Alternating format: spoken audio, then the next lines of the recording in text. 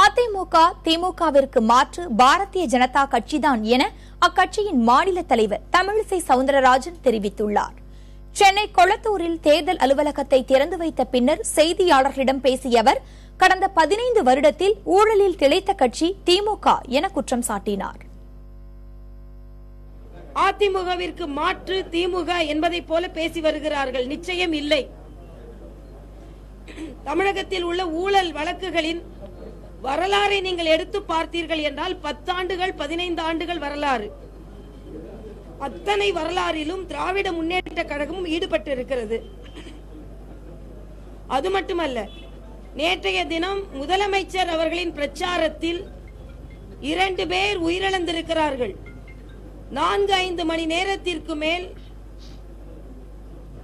ஆட்சியரின் எச்சரிக்கையை மீறி பல தொண்டர்கள் பொதுமக்கள் குவிக்கப்பட்டிருக்கிறார்கள். இது வன்மையாக கண்டிக்கத்தக்கது.